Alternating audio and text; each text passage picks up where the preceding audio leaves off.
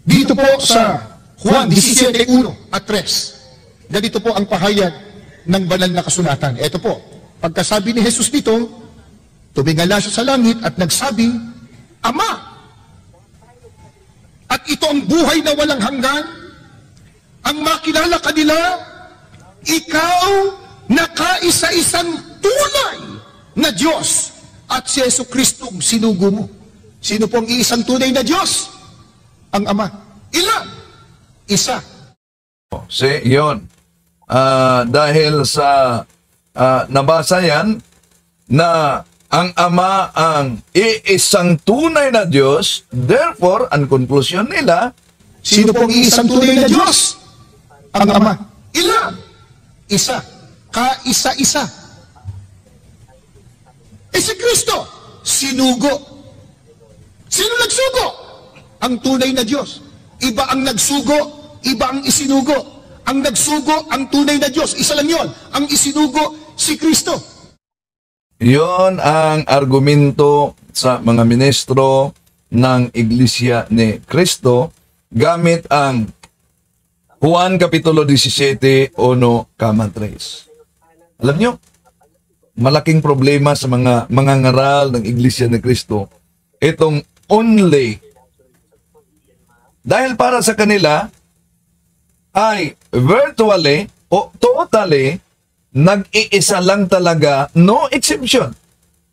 Hindi kasama at walang kasama na. Kaya yung madalas na tanong nila, tandaan ninyo sa mga debate, mga kapatid, kung ang paksa ay patunayan na si Kristo ay tunay na Diyos at tunay na tao, ang tanong ng mga ministro ni Felix Manalo sa debate, public debate, o kahit pa online debate, tandaan ninyo, kahit sa kanilang mga miyembro, paggamit nila sa Juan 17, 1, 3, pag sinabing isang tunay na Diyos o only, meron pa bang iba? Ibig po ba sabihin kahit sa mga Muslim yon? Pag sinasabing isang tunay na Diyos, meron pa bang iba? Mga kapatid, halimbawa, kung sasabihin natin na analogy lang, ikaw lang, only sa English ikaw lang ba ang tunay na tao dito? Halimbawa, analogy lang. For sure. Nasa isip nila na hindi. Pero, hindi nila yan bibigkasin ang salitang hindi. Baka sabihin nila, base naman tayo sa Biblia. Hindi pagkukumpara sa hindi nakasulat sa Biblia. O sige, tingnan natin mga kapatid, yung argumento nilang ginagamit ang salitang only. Kung isasarado talaga ang isip sa pag-unawa sa salitang only, na tanging yun lang daw at wala ng iba, then, tanggapin din nila mga kapatid na hindi kasama yung pamilya ni Noe na nakaligtas sa baha, sa naganap na malaking baha. Bakit? Pansinin niyo ang talata sa Genesis. Kita muna natin sa inyo. Ito, Genesis 7:23. Ito ang mabasa. They were wiped out the earth, and only Noah was left, and those with him in the ark. See? Ano nakasulat?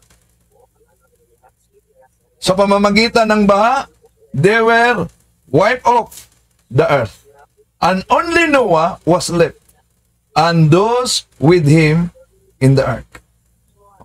Tandaan natin, ang nakasulat sa naturang talata, merong only. Ibig sabihin, ito'y may kaugnayan, parallel ito mga kapatid sa Juan Kapitulo 17 na ginagamit nila, 1, 3, only true God and Jesus Christ. May karugtong, di po ba? Batay sa binasa ni Ka-Arnel Tumanan, only true God and Jesus Christ. So, balikan natin ang Genesis Kapitulo 7, versikulo 23 sa kaso ni Noe. malinaw ang naunang konteksto. Only was left. Sa Tagalog, natitira na kaligtas. May continuous papunta sa dulong konteksto. Kaya, merong conjunction na an. So, yung only was left, hindi lang pala si Noe ang tinutukoy na kaligtas. Kasama na rin ang pamilya ni Noe sa only was left na nakaligtas sa baha. Kaya nga, may conjunction. At yun ay an. Di po ba? Kaya, kung tingnan natin, kahit ba si Noe lang ang tinutukoy na only was left, pero kasama na din ang pamilya ni Noe sa only was left dahil sa conjunction, dahil sa connector na an. Yun din mga kapatid ang Juan Kapitulo 17, versikulo 1 hanggang 3. Pinakilala ni Jesus ang Ama bilang nag-iisang Diyos, hindi ibig sabihin, hindi siya Diyos. Dahil kasama siya sa conjunction na an, si Jesus sa kontekstong iyon bilang iisang tunay na Diyos. At kung ang salitang only, mga kapatid, ang batayan nila, lalabas, pag litra por litra, wala nang iba pa, lalabas ng ating Panginoong Hesus, hindi rin mabuti. Bakit? Halimbawa, ito ang gamitin natin, Lucas Kapitulo 18-19. Why do you call me God? Jesus asked him, only God is truly good. O, see? Dahil po ba na nakasulat sa naturang talata na only God is truly good, therefore, ang conclusion, si Kristo ay hindi mabuti? Ito ba? Ibig ba sabihin na ang Ama pala ay hindi rin Panginoon? Bakit? Dahil may salitang only. Si Jesus ang Panginoon. Saan mabasa? Sa Judas Tadeo, Kapitulo 1, versikulo 4, ito po ang ating mabasa mga kapatid. The grace of our God into licentiousness and who deny our only Master and Lord Jesus Christ. O, tandaan natin, nakasulat diyan ang only Master and Lord Jesus Christ. Dahil po ba may nakasulat na only? Ibig sabihin, ang Ama ay hindi Master, hindi rin Panginoon. Kung ang Ama lang ang Diyos, gaya sa ipinakilala ni Jesus sa kanilang interpretasyon, di po ba ginamit nila ang iba't ibang salin ng Biblia? Di ba nila nakita mismo ang Ama nagpakilala din sa kanyang anak na si Jesucristo? Hebrews chapter 1 verse 8, ito po ang ating mabasa. But God said about His Son, your throne, O God, is forever and ever. The scepter in your kingdom is the scepter of justice, for justice. O see? Malinaw na ang Ama, pinakilala din ang ating Panginoong Hesukristo, mga kapatid, na Diyos. So, yung only na totally na wala nang iba, kundi meron palang iba at ang ibang iyon ay walang iba kundi ang ating Panginoong Hesukristo na napakaloob sa only true God. Kaya, hindi yan lalabas na dalawa na ang Diyos dahil napakaloob diyan ang only one true God. Lalo na sa mga naniniwala tungkol sa Trinity, dahil karamihan din sa mga sulpot na sikta ngayon, hindi naniniwala sa Trinity, mga kapatid. So, yung Juan 17:1-3, pinakilala ni Jesus ang Ama bilang only true God.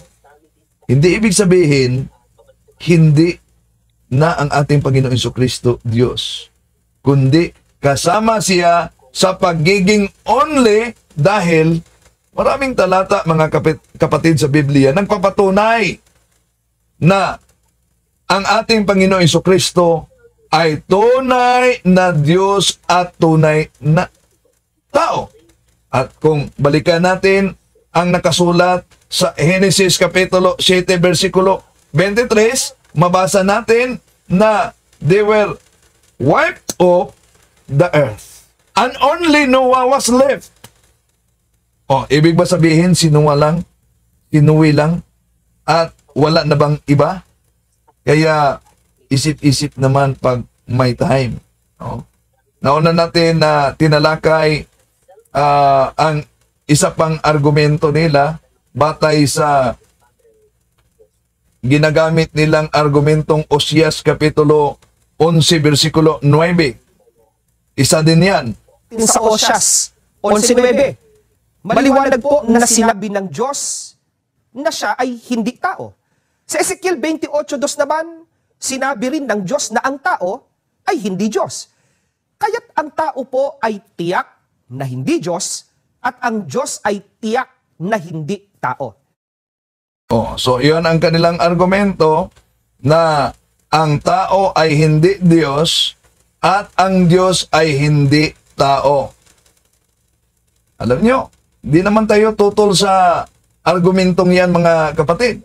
Ang tinututulan lang natin yung maling konklusyon nila. Ang Diyos ay hindi tao at ang tao ay hindi Diyos. Therefore, ang konklusyon, si Kristo ay hindi Diyos. Bakit? Dahil ayon sa unang Timoteo 2:5, sapagkat may iisang Diyos at may iisang tagapamagitan sa Diyos at sa mga tao, ang taong si Kristo Jesus. Yun ang ginagamit din nila. At isama na nila rito ang Juan Kapitulo 8, versikulo 40. Datapuat, kayo'y pinagsisikapan ninyong akong patayin, na taong sa inyo'y nagsasaysay ng katotohanan na aking narinig sa Diyos. Ito'y hindi ginawa ni Abraham. So therefore, dahil nabasa nila sa talata na si Kristo ay tao, ang konklusyon, si Kristo ay hindi Diyos. Mga kapatid, ulitin ko, tama ang nakasulat sa talata Kapitulo 11, versikulo 9 na ginagamit nila, mali lang ang kanilang pag-unawa. Di tayo tutol na ang Diyos ay hindi tao at ang tao ay hindi Diyos. Pero tandaan natin, sa lumang tipan, sinabi ng Diyos na hindi tao. Ngunit hindi sinabi na ang Diyos ay hindi magkatawang tao. Lalo na sa mabasa natin John chapter 1 verse 1, ituloy sa 14, before anything else existed, there was Christ with God. He was always been alive and is himself God. Sa 14, and Christ became a human being and lived here on earth among us. See? Dahil gusto nila letra por letra. Okay. At ang doktrina natin sa simbahang Katoliko, di tayo tutol na si Kristo ay tunay na tao. Di tayo tutol yan. Unang Timoteo 2:5, Contemporary English Version, there is only one God, and Christ Jesus is the only one who can bring us to God. Jesus was truly human, and He gave Himself to rescue all of us. Di tayo tutol. Dahil ang hypostatic union, the union of the human and divine nature in one divine person. Kaya, sa Philippians chapter 2 verse 6, Contemporary English Version, Christ was truly God, but He did not try to remain equal with God. Kaya, kung si Kristo ay tunay na Diyos, kung ang Ama ay tunay na Diyos, ibig ba sabihin dalawa na ang tunay na Diyos? Hindi. Amplified Bible, John chapter 10 verse 30, I and the Father are one in essence and nature. So, napakalinaw mga kapatid. At ngayon, may papasok sa punto por punto. Papasok umano yung abogado ni Satanas. Dahil patunayan niya na si Satanas ay biktima sa Diyos. Nakuha. O, sige. Tabihan na natin mga kapatid na talakayan. Napakagandang talakayan nito. For the first time na may nagpatunay na si Satanas biktima umano ni Kristo. Nakuha. So, sa susunod, yung iba pang mga talata na ginagamit nila, ating tatalakayin mga kapatid. Okay? Papasok tayo sa punto por punto sa pagkakataong ito. O, sandali. Hindi pala nagsimula. Out muna tayo dahil ang music sila. Di pa nagsimula ang punto por punto pala. Patuloy muna tayo mga kapatid. Dahil may talakayan ngayon, no? Okay. So patuloy natin ang ating talakayan tungkol sa argumento nila na si Kristo ay tao at hindi Diyos. No? Tandaan natin, kung Biblia ang batayan, napakalinaw sa Biblia na ang Diyos ay nahayag sa laman. 1 Timothy chapter 3 verse 16. Ito ang mabasa natin. And without controversy, great is the mystery of godliness. God was manifest in the flesh. O, see? Kaya kung yun ang dahilan mga kapatid, na ang mga kaanib sa Iglesia ni Kristo ay ayaw pabasahin ng Biblia. Ito po ang testimony ng isang kaanib ng Iglesia ni Kristo, dating kaanib ng Iglesia ni Kristo, dating handog. Yung pasubo lang ang kanila mga kapatid na gagamitin. Di sila pwedeng magbasa ng Biblia umano. Ito. I grew up believing that Jesus was just a man, not God. Reading the Bible was also not encouraged because we believed that following the doctrines taught by the leaders was enough. Removal from the church was tantamount to being condemned to hell because this strips you off of your salvation. The tendency then was to live double lives, where we appeared to be righteous in church, but worldly and proud outside of it. I grew up fearing God, but I feared the church more. Oh, yun. Isang dating iglesia ni Kristo mga kapatid. At dumami ang mga nahikayat sa iglesia ni Kristo dahil ang mga kaanib nito ay inaanyayahan talagang magbunga. Oh. Kahit na sa isang taon makadala ka ng isa bilang bunga. Oh. Kaya kung ikay Katoliko, wala kang ginagawa din upang yung mga kapatid natin na kulang ang kaalaman sa pananampalataya,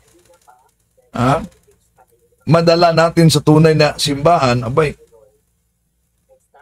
delikadong bungang araw lang ang resulta, no? Sa mga hindi nag-aaral sa pananampalataya. Kaya dami nang hikayat, isa na ang artistang si Bianca at may mga iba't ibang matapos siya na binyagan. Kailan ba yung binyag niya? Sandali, napin natin yung binyag niya. Ito. Miyembro na rin ng Iglesia ni Cristo ang actress. Binigyan si Bianca sa Iglesia ni Cristo, lokal ng Las Piñas, noong December 23, 2020. So, yun. Nabinyagan siya sa lokal ng Las Piñas. At may iba't ibang komentaryo dito, mga messages sa kaniyang pagyakap sa Iglesia ni Cristo. Good for her. Ayon dahil yun sa doktrina ng INC, kaya siya nagpa-convert, hindi lang dahil kay Ruru. Well, good decision, Bianca. God bless Bianca. May this help you more strengthen your faith to our dearest Lord. Pwede namang di na lang magtalo-talo about sa relihiyon at magsiraan. Ako Catholic ako, pero may mga friends akong INC. Respeto na lang sa bawat relihiyon. Huwag na mag-comment ng kung ano-ano pa. May kanya-kanya tayong paniniwala sa buhay. Kami Katoliko, kamag-anak ko INC, tita ko Christian, Methodist, etc. Pero hindi naging hadlang sa amin yun. Kasing importante, yung pananampalataya mo na sa itaas. Oh, yung importante yung pananampalataya mo nasa itaas. Una, kung ang pananampalataya natin na kahit anong uri ng relihiyong inaaniban mo ay okay lang ito. So, ibig sabihin, hindi totoo yung babala ng ating Panginoon Jesucristo na sa huling mga araw, lilitaw yung mga bulaang, mga mangangaral at daming mahikayat nila. Mga kapatid, ang pagkadaya ay pwedeng maranasan sa iba't ibang paraan. Pero napakadelikado pag madaya tayo sa pananampalataya dahil nanganganib pati ang ating kaluluwa. Okay. So, kaya kung tanungin ang mga ministro, saan mabasa sa Biblia na si Kristo dahil gusto nila letra por letra ang batayan. Kung ang tanong letra por letra, saan mabasa sa Biblia na si Kristo ay hindi Diyos, ito ang kanilang sagot. Madalas po na itinatanong sa Iglesia ni Cristo sa mga open forum, maging sa mga sulat, maging sa mga pampublikong debate, kung bababasa ba ng letra por letra na sinabi ng ating Panginoong Hesukristo na siya ay hindi Diyos. Ito po ay itinatanong ng mga naniniwala na si Kristo ay Diyos sa likas na kalagayan. Mga taong tumutuligsa sa Iglesia ni Cristo dahil po sa aming paninindigan na si Kristo o ang ating Panginoong Kristo ay hindi tunay na Diyos. Ang totoo, hindi ito dapat na itanong, hindi rin ito dapat hanapin kay Kristo na sabihin niyang siya'y hindi Diyos. O, see? Gusto nila letra por letra. Pero pag itanong ninyo yan, saan mabasa sa Biblia na si Kristo ay hindi Diyos? Dahil kahit anong talata o anong salin ng Biblia, wala kayong mabasa na sinabing si Kristo ay hindi Diyos. Di po ba gusto nila letra por letra? Pero alam niyo ba, daming salin sa Biblia na mabasa letra por letra na inaamin ng ating Panginoon Jesucristo na siya ay tunay na Diyos. Sigurado namang alam na alam yan sa mga ministro ng Iglesia ni Cristo. Alam nila yan. Oh. Pero dahil yon ang aral na natutunan nila galing mismo kay Felix Manalo, nang itinatag ni Felix Manalo ang Iglesia ni Cristo at inirehistro sa Securities and Exchange Commission na nakasulat sa Artikulos de Incorporación, Parapol 4, que los fundadores de esta asociación son Felix Manalo.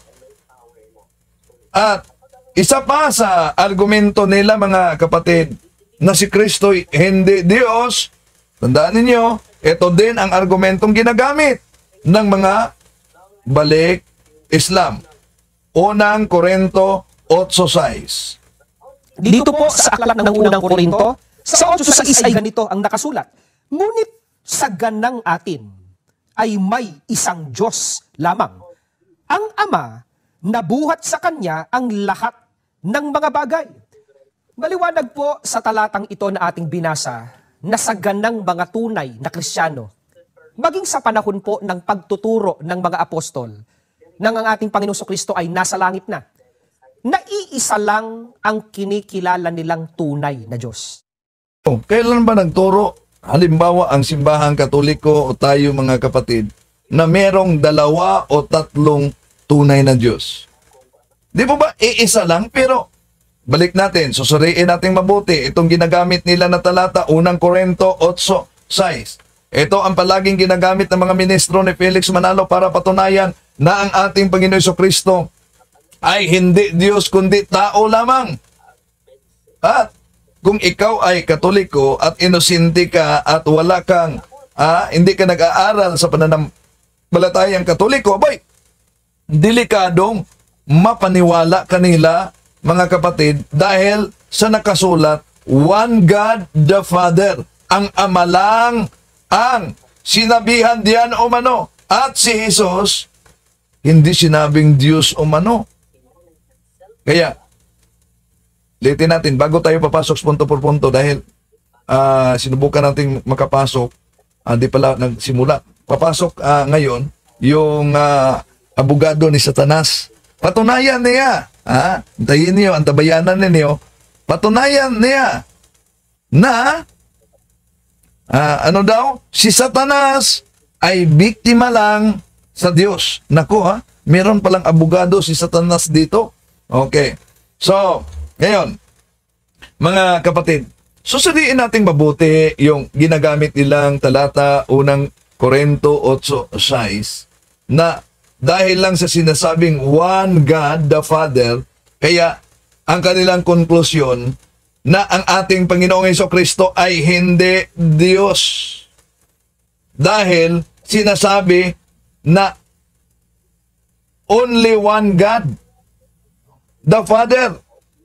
Pero, mga kapatid, magka-problema sila kung susuriin natin mabuti. Bakit? Dahil sa naturang talata, mabasa natin ng ating Panginoong Hesukristo, nakasulat din, one Lord, iisang Panginoon. So kung yun ang kanilang ginagamit, na pwede magiging Diyos ang ating Panginoong Hesukristo dahil pinakilala niya na ang Ama ay nag-iisang Diyos, how about naman ang ipinakilala ni Kristo na siya ay nag-iisang Panginoon? So ibig mo ba sabihin na ang Ama ay hindi na rin Panginoon kung gusto sila letra por letra? Halimbawa, sa unang Korinto 8:6, para sa atin, iisa lamang ang Diyos, ang ating Ama na lumikha sa lahat ng bagay, at nabubuhay tayo para sa Kanya, at may iisang Panginoon lamang, si Hesukristo. Sa pamamagitan niya ay nilikha ang lahat na bagay, at sa pamamagitan din niya ay nabubuhay tayo ngayon. See? So, yun ang malinaw na mabasa, mga kapatid. Diba? Okay. Ito ang mga talata ang palaging ginagamit. Kung wala ka talagang background, delikado. Mapauo ka talaga. Pero kung susuriin natin, di po ba batay sa talata, ang Ama naglikha sa lahat ng mga bagay. Pero, ano po bang karugtong? At si Jesus nalikha lahat ng bagay sa pamamagitan niya. O di, pareho sila na manlilikha, pareho silang creator sa lahat ng mga bagay. O, kaya, tama ang sinasabi, ako at ang Ama ay iisa. Okay, nagsimula. So ayan po mga ka-Qers, sanay kapupulatan po natin ito ng aral, at kung nagustuhan niyo po ito, please like and share, ibahagi po natin sa mga kakilala po natin, and please don't forget to follow and subscribe po ng ating YouTube channel, Mr. Curious Catholic. Muli po, this is Mr. Curious Catholic, kasama po ninyo sa pagtatanggol ng ating simbahan. Pro Deo et Ecclesia. Sa Diyos po ang lahat ng kapurian. Hello mga kapatid, follow and subscribe Mr. Curious Catholic. Marami tayong matutunan, mapupuno po yung ating isipan sa mga katotohanan. Dahil ang katotohanan na magbigay sa atin ng tunay na kalayaan. God bless. Hello mga kapatid, inanyayahan namin kayo, huwag niyong kalimutan mag-subscribe sa kay Bro Dance Oberio, Mr. Curious Catholic. Marami kayong matutunan sa pamamagitan ng pagsubaybay niyan sa pagsagot sa pananampalataya na inaatake ng ating mga kapatid sa iba. Yung pananampalataya, and they are not only attacking the teachings of the Catholic Church, but proselytizing the good numbers of the Catholic. At sa pamamagitan sa pagsulotin niyo nitong Mr. Curious Catholic, Facebook page and YouTube channel, dami ninyong matutunan. Isabuhay natin ang ating matutunan. Pro Deo et Ecclesia.